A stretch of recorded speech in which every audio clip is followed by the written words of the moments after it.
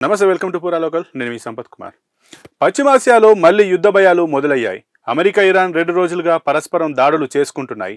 Iran క్షిపణి, drone నిల్వ కేంద్రాలు, కమ్యూనికేషన్ వ్యవస్థలు లక్ష్యంగా అమెరికా దాడి చేయగా అగ్రరాజ్య సైనిక స్థావరాలను ఇరాన్ టార్గెట్ చేసింది.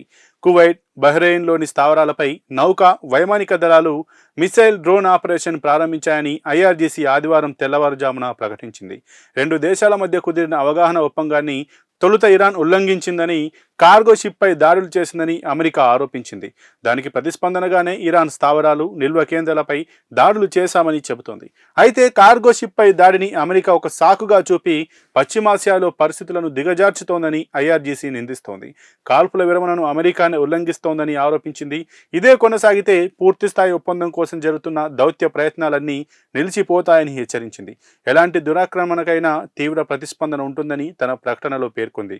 ఇరాన్ క్షిపణి, డ్రోన్ నిల్వ కేంద్రాలపై అమెరికా దాడులు చేసిన విషయాన్ని అధ్యక్షుడు డొనాల్డ్ ట్రంప్ ట్రూత్ వేదికగా వెల్లడించారు.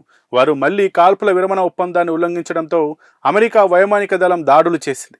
వారు ఎప్పుడూ నేర్చుకోకపోవచ్చు. అలాంటి పరిస్థితుల్లో విజయవంతంగా ప్రారంభించిన పనిని సైనిక పద్ధతిలో పూర్తి చేయాల్సి రావచ్చు. అదే జరిగితే ఇరాన్ ఉనికే ప్రమాదంలో పడిపోతుందని తీవ్ర హెచ్చరికలు జారీ చేశారు.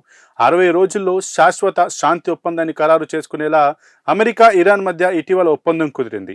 హార్ముజ్ జలసంధి మీదుగా నౌకల సురక్షిత ప్రయాణ హామీ, ఇరాన్ వద్ద ఉన్న శుద్ధి చేసిన యురేనియం నిల్వలు, ఆ దేశ అణు కార్యక్రమం వంటి అంశాలపై చర్చలు జరుగుతున్నాయి. మరోవైపు అమెరికా మధ్యవర్తిత్వంతో లెబనాన్, ఇజ్రాయెల్ మధ్య డీల్ కుదిరింది. ఇది ఇరాన్, హెజబొల్లా గ్రూప్నకు గట్టి ఎదురుదెబ్బ అని ఇజ్రాయెల్ ప్రధాని నెతన్యాహు అభివర్ణించారు. అలాగే ఇప్పటికిప్పుడే తమ దళాలు దక్షిణ లెబనాన్ను వీడవని స్పష్టం చేశారు.